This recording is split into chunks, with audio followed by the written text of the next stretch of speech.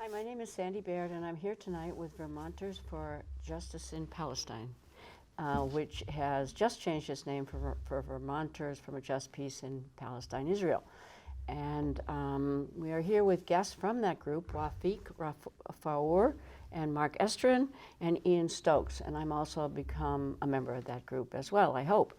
Anyway, and we're here tonight to talk about something other than Russia, which seems to be monopolizing the news tonight and every night for the past month or so. We're here tonight to talk about the Middle East and what might happen between the Israelis and the Palestinians as the so-called peace process appears to be more or less at a dead end, and that there will be at least some attention that has to be paid to that question as the Trump administration goes on. So that's what we're going to be talking about tonight, and we welcome your participation.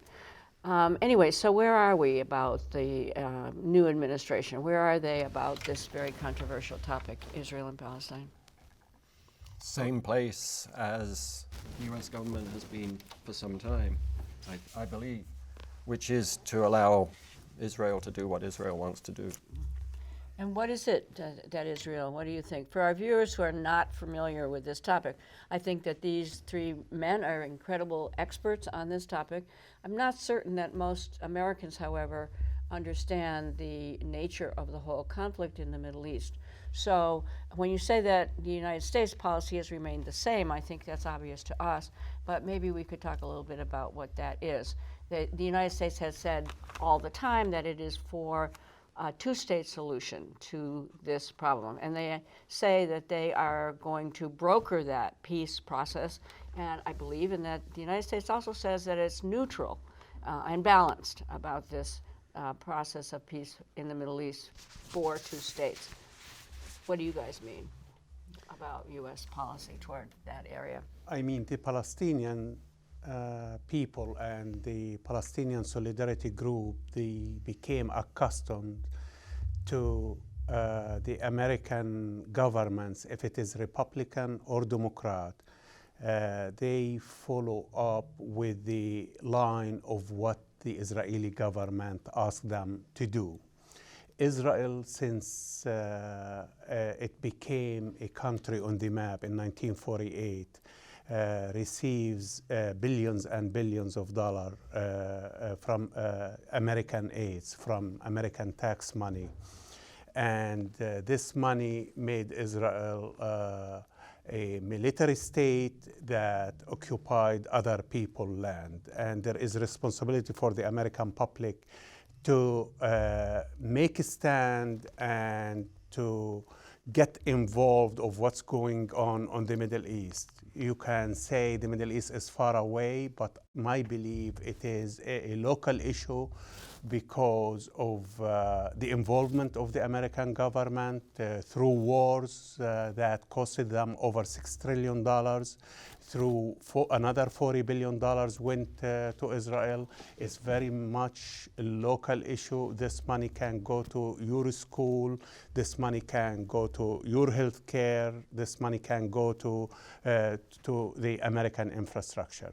About one state and two states, it is the Israeli and the American, they throw something like that as afterthought. President Trump said he doesn't mind if it is two states, if it is one state, whatever they agree on the Middle East, he agrees. Actually, two-state solution have been agreed on Oslo Accord, which is brokered by a American Republican government. And that's why the Palestinian Authority are struggling to have an independent state on 22% of the Palestinian land. For one state, always the Palestinian National Liberation Movement goes back to 1965, called for one-state solution, a one secular state where Jews, Christians, and Muslims can live side by side in a democratic state, and the people can decide what kind of form, what kind of constitution can run that state. Now, Netanyahu government calling not two state, not one state, state minus. What is a state minus? It means that the Palestinian Authority keep run day-to-day security of the Palestinian inside where the Palestinian population, but at the same time Israel continue to steal and grab lands and build illegally settlements on the West Bank and the Palestinian land, and they want the land but not the people. Right. And we are living now in apartheid state where two people living in one state under two different kind of laws. And this is where we have to understand the situation of the Palestinians. Right. I mean, the Palestinians suffering every day. In February alone, 45 children have been arrested. They are under 18 years old. And it's happening more. 19% of the people arrested because they posted a political view online. Yeah, right. Yeah. I think we have to go back a little bit if we're really sort of starting from scratch. How did this happen? There was a movement for Zionism in the late 19th century that was the culmination of a problem, a long-standing problem of anti-Semitism. Hundreds of years. Yes, Yes, hundreds of years. but in Europe primarily. In Europe, In yeah. Europe, not Yeah, in the Middle yeah, East. yeah. Right, Right. right. And there was a movement to create a homeland for the Jews where they would not be threatened by arbitrary decisions of this and that government.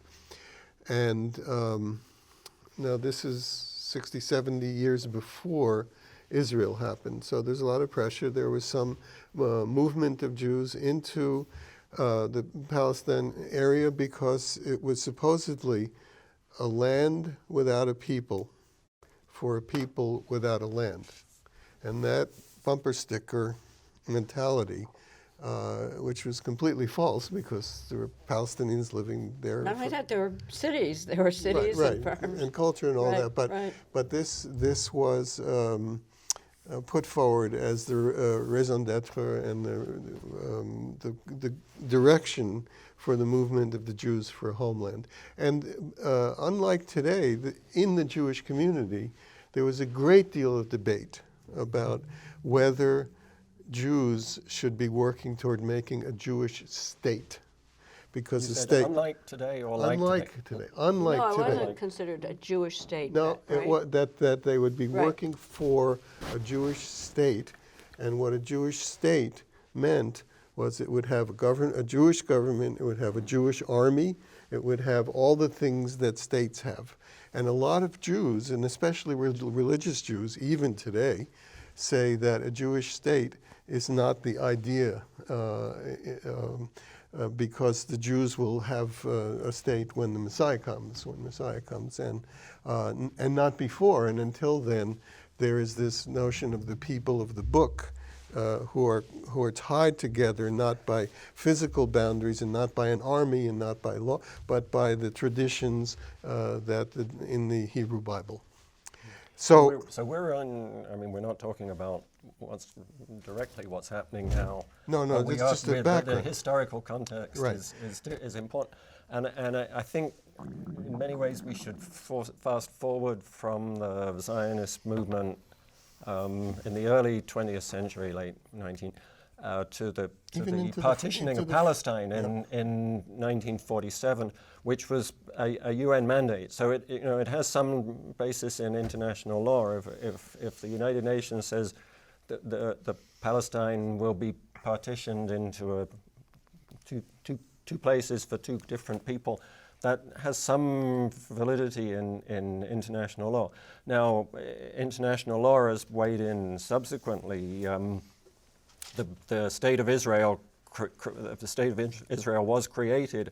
A Palestinian state was not created, as I understand, because the majority of Palestinian people didn't want to be split like that. They owned property. They lived in the whole of Palestine, and they didn't want to let the State of Israel become an exclusively Jewish state. So that's really why the Palestinian state never got created at that time. But the various wars kind of forced the issue, or two major wars. The war. I'm sorry. Well, the 1967 really kind of brought it to an important point, which was the creation of an armistice line, the Green Line, which is now, to some extent, the wall that divides those two parts of the former Palestine. So, Right. and those things have been deemed illegal. You know, the United Nations and the Geneva Conventions say that you can't do that. You can't build a wall. You can't move your population from the state of Israel into another territory, a military occupied territory. And you can't prevent refugees from wartime from returning to their property and their lives in where they formerly lived. So international law weighs in rather heavily here. But it's not obeyed. Right. You know, it's not obeyed. Not only not obeyed, I mean the American government rejected and vetoed every resolution criticized Israel taking the Palestinian land and building illegal settlements on the Palestinian land. Here it comes our work as Vermonters for Justice in Palestine, where we adopted a new way of resistance and struggle, and it's a non-violent by adopting BDS, boycott, divestment, and sanctions. Here in Vermont, we trying to educate the public that what's happening on Palestine, Israel is an apartheid regime, and that apartheid regime is discriminating against the Palestinians, similar to South African struggle. And by adopting boycott, divestment, sanction to stop buying products made on the illegally built settlements, or some people on Israel proper. Period, right. And we are in a full campaign against Ben & Jerry, which is they selling ice cream on Jewish-only settlements, using for delivery Jewish-only roads, putting their product in Jewish-only supermarkets. By profiting from selling the ice cream, it's against Geneva Convention and all the international law. Okay, right. And that's in full, you say that that's in full swing in Vermont? Yeah. Ben & Jerry, it's... No, I mean the campaign. The campaign is all over the United States and Canada. For the last, 4 years, the VTJP has been running this campaign. But I keep wanting to pull the camera back. So we have the Balfour Declaration, and it sets up 55% goes to Jews and 45% goes to Palestine, and then you have these wars, and the current situation is the current theoretical situation is 22% belongs to Palestine, and the rest, 78%, belongs to the Jews. And the contradiction there is that Israel presents itself to the United States as a reason for support is that it is the only democratic state in the Middle East. It is both Jewish and democratic. And if you think about that for 10 seconds, you realize that that's a huge contradiction. You cannot be a Jewish state and a democratic state. Why not? And especially 22% population which is not Jewish. Right. Is that right? Right. Well, that's what people, I don't know if Americans understand that. And there are just one more piece of geography.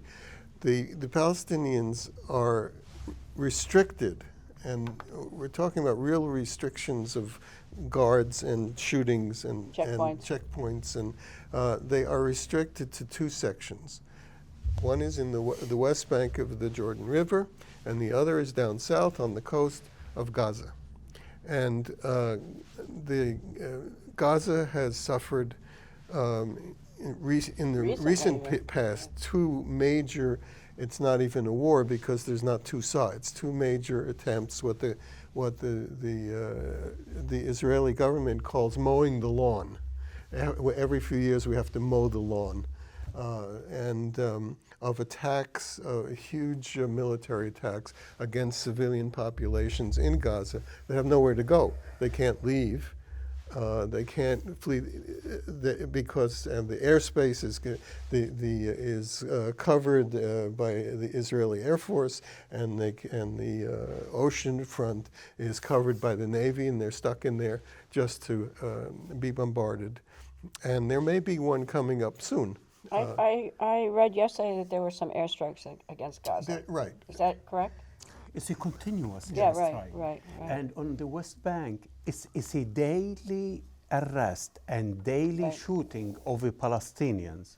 The Palestinians struggle mostly is throwing stones at soldiers coming to control their villages, their neighborhoods, their schools, their way of life. We are talking here about 420 checkpoints alone on the West Bank. Gaza is the biggest open-air jail. The frustration is extremely high. The Israeli policy is very clear. We don't want the children to go to their school by the checkpoints. We don't want the sick to go to their hospital. We don't want the farmers to go to their fields.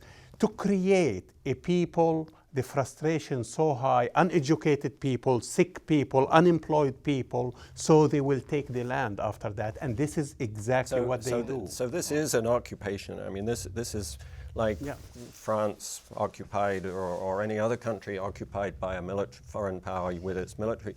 But there's also an extra component, which is the occupation of Palestine, of the West Bank and Gaza, has this component of colonies, of colonialization. So the movement of the population into settlements in the West Bank is part of settler colonialism.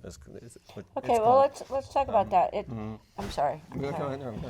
It strikes me that first of all about the President Trump that he doesn't really know what he's talking about. That's what I thought I could tell when he talked about this issue, especially when he said 1 state, 2 states, I don't care, because it just seemed to be ignorant of even U.S.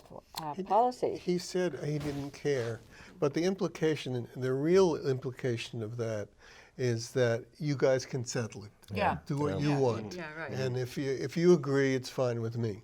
But And the that whole was- question of agreeing is a very, very difficult question because I love this analogy. It's like trying to divide up a pizza and who gets what, how many, while one person keeps eating the pizza. So the land, the Palestinian land, which started out at 22%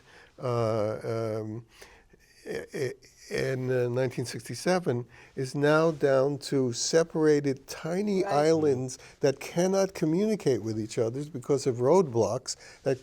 People are not allowed to go if they have family in Gaza, not allowed to go to the West Bank, and vice versa. People can't get married, and it's just right now.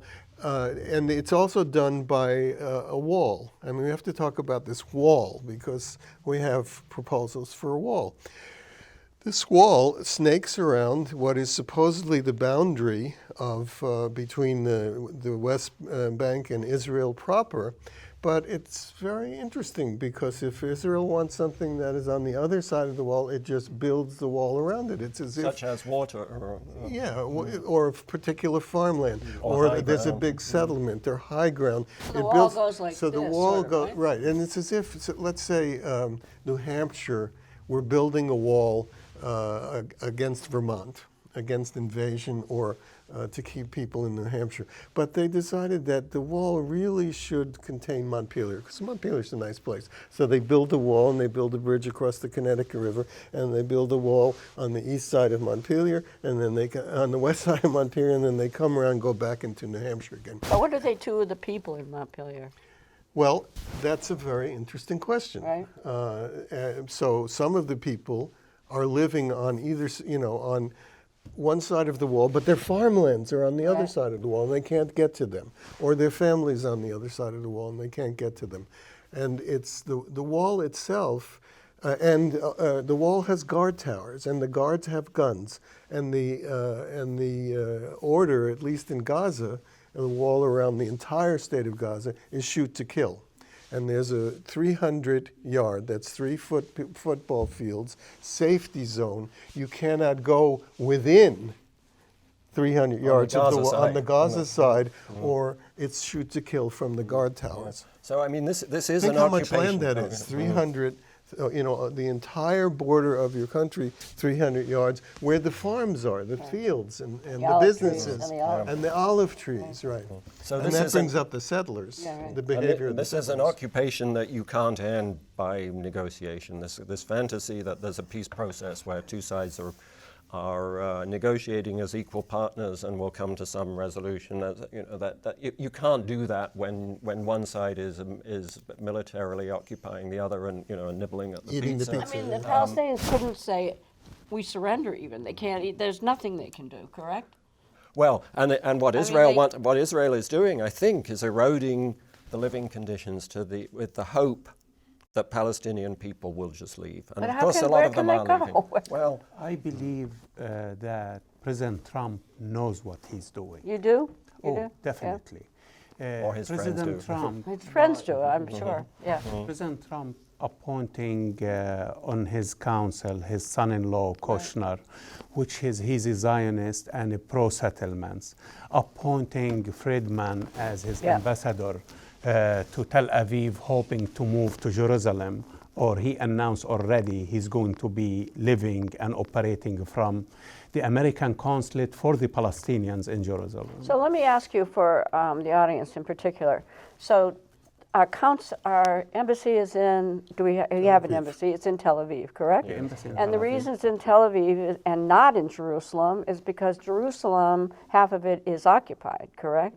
Because East Jerusalem is part of the occupied territory. Right, Yes. right. and So, that was the partition plan in 1947, that the capital would not be in Jerusalem. right, It so would be an international city. it would be an international city. Well, it certainly isn't an international city even now, but it's not the capital of Israel, No. right? The international city came later as a solution for Oh, Jerusalem.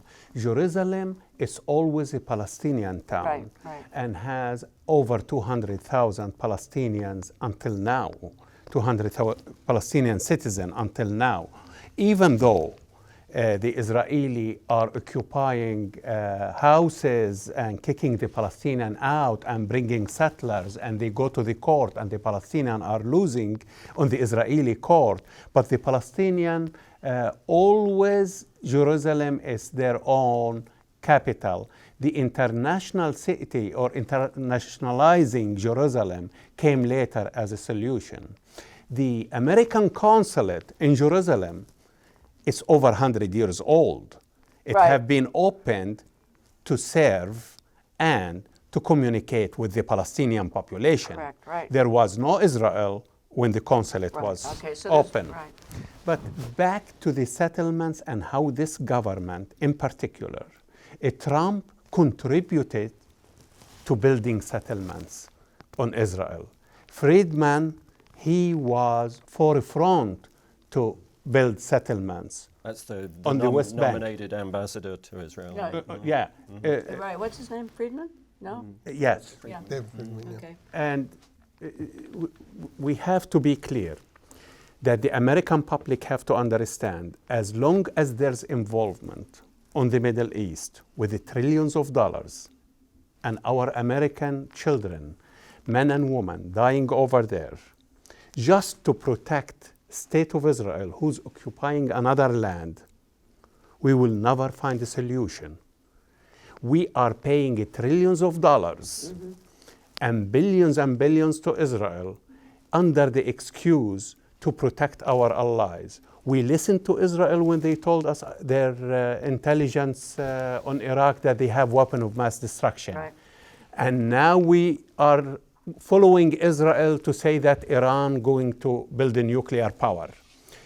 So they will put the American in war after war, and our children going to die over there. Someday the American public going to wake up and say, we're not going to serve on the Middle East in behalf of Israel, which is actually they are the aggressors on the game.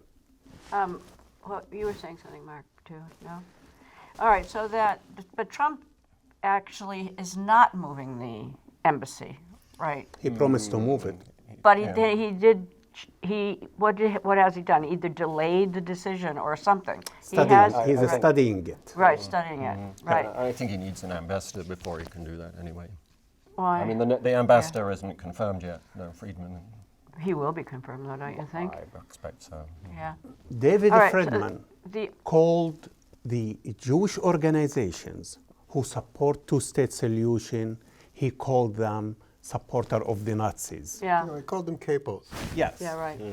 Who were Who were the Nazi guards in the The concentration camp. Jewish Our Nazis, American the Jewish guards ambassador, surrounding the Nazis. our American ambassador on the Middle East is standing against the truth that Palestine is occupied.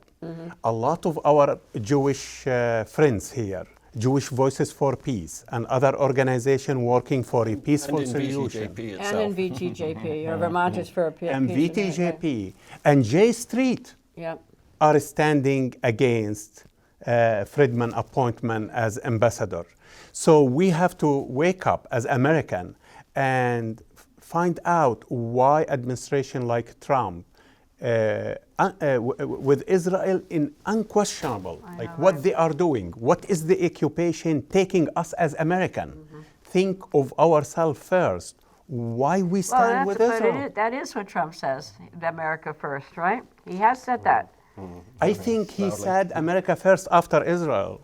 No, he didn't say that. I believe I'm it. talking about what he said, and he did say that America first. However, he's been accused recently himself of anti-Semitism and sort of that he has stirred up anti-Semitism within. I guess. Totally different No, I things. know, and maybe we could talk a little bit about that because I think we should. Yeah.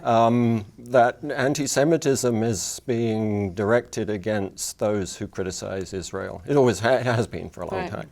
But what's happening now, what's going on now in several states and in different forums is the attempt to characterize the BDS movement specifically which is an expression of criticism of Israel and an attempt to do something about it. That is being characterized as anti-Semitic, and in laws, the people are, in state legislators are attempting to push that through. there have been a lot of attempts to kind of almost outlaw BDS and people who talk about it because it's considered anti-Semitic. And what's right? troubling is that a lot of the BDS efforts have been happening on university campuses. Right. So, and university students who are participating in these movements, typically called Students for Justice in Palestine, I mean, there are several groups that are called that, they are being suppressed by their campus administrations and being accused of anti-Semitism and making life uncomfortable for the Jewish students. So just to simplify it, I mean, criticism of Israel Right. is being made equal to being against Jews. Right? So that is really an amazing equation. It makes no sense at all. I'm Jewish, I'm not anti-Semitic, but in that same frame, I am a self-hating Jew because I am critical of the way Israel is treating the Palestinians. Now, these attempts to suppress BDS and to suppress student groups, I think, are mostly being opposed effectively by First Amendment rights. So freedom of speech is cited as the reason that those students can do it. But Are they winning that or not? BDS, by the way. Professors are being fired. I know that. They have been a lot. But the BDS means to boycott, divest, and sanction, right? That and that group is a worldwide group, correct? Oh, very much. That is similar to some of the groups that opposed apartheid South Africa. Yeah, and initiated by Palestinians. Palestinian civil society created the BDS movement with certain demands that And they a expect call to be met. for international cooperation. And there has been some too, hasn't there? Including on Israel, boycott within. It's an organization are working with us. And that's within Israel. Within Israel, yeah. And the whole movement, it is a non-violent movement to change the course of what's going on Palestine-Israel conflict. I guess we only have about 10 minutes left, but I really wanted to talk a little bit, if that's all right with you guys, about this question about what is a solution, one state or two states. And I guess I've personally come to the kind of realization that it's impossible to have two states right now, that the facts on the ground seem to indicate that there is one state that is being created, and that is by the government of Israel, and that it's going to be a government and an area in which the government of Israel dominates and controls the whole territory. I think that there's almost a refusal on the part of many people to say that facts on the ground are that there is now created a one state that is very unjust for the Palestinians who live there. But the reality is that it's one state that has created a segregated and apartheid government that rules over Palestine. And in some cases is As Jimmy actively Carter said, involved, right? is actively involved in starving the population to death, infecting them, shutting down the sanitation, infecting them with diseases, And the destroying water, schools and the water, and really trying to essentially prohibit the next generation of Palestinians from growing up. So And- if it's in reality one state, what then? What now? Yeah, so I think Israel is actually in a tough spot here. I do too, actually. Because and one of the reasons is just demographics, that if the present, if the former Palestine, if the former Palestine becomes one state and it's called Israel or whatever it's called, the population will be around 50-50, apparently, Right now? Jewish and non-Jewish. So you demographically, and if you want to call that a democratic state, then it's not going to work as a Jewish state. So this dream of this Zionist Because why? dream, Because the Palestinians are going to outnumber right? the Jewish Israelis. Yeah. Correct? So if it's And a democratic right, state, then right. it can't be a Jewish And if state. it's one man, one vote, which is the basis of democracy, correct? Then it really doesn't work No for one the person. current government of Israel. Looking at Israel without the West Bank and Gaza Strip, and the way they are treating the Palestinians with Israeli citizens, the 22 Within Israel. within Israel, the 22%, which is the Israelis strip them of their identity. They don't call them Palestinians; they call them Israeli Arabs. There are many laws discriminating against them. You can go to website of B'Tselem. B'Tselem is a what, human rights It's organization? an Israeli human rights organization. You can go to Damir. You can go to many websites and see there is over 50 laws that discriminate against what they call Israeli Arabs. Like not being able to Yeah. build on land. At all? You can't build a house. An You Israeli- can't get a construction permit. You can't marry. Distribution buy a of house? water is less. The education and the schools are less than 10% of what the Israeli are getting. terms of Repairing roads, electricity, removing like 2 weeks ago a whole village, a whole Bedouin village. They demolish it The completely. Bedouins? Arabs? Arabs. Okay, they're Israeli as Citizen. Right, but they're second-class citizens. They are third, fourth class citizen. It's the most racist democracy, if they call it itself, because you will have the Western Jews, the Ashkenazi on the top, the Sephardim, the Eastern Jews second, and the other Jews from other Ethiopia. Ethiopian, which is until now they are on the court, and the court didn't decide are they Jews or not. And after that you have the Druze, the Christian, the Druze, the Bedouin, and the rest of the Muslim population. Okay, So I think it's- we're almost out of time, right? It appears that way. This is a very big topic. Continues. Yeah? He's saying. Okay. All right, 2 or 3 more minutes, I guess. So, in other words, what you're arguing, Wafic, is that Israel itself is not a democracy. It's not a Okay. democracy. And on top of that, they want it as fully a Jewish state. Right, right. But we have to understand the demographic. Right. That 60% of Israelis, now over 60 years old, 60% of the Palestinians are under 20 years old. Right. And the demography will speak by itself, even if they separated from West Bank and Gaza, because the Arabs population are increasing.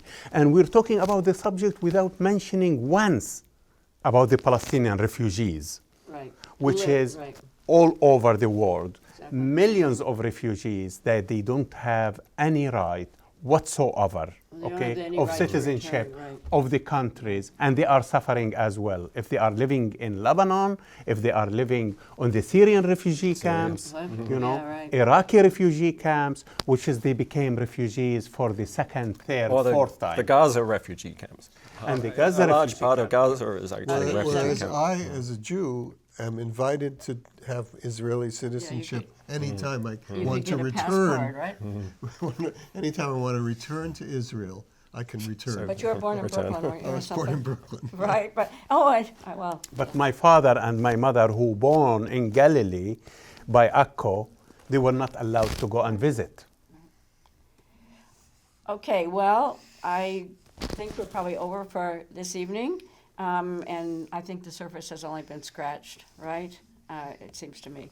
But thank you all for being here, at least beginning this very, I guess, very obscure to many American topics. I don't think many Americans understand really what's going on there.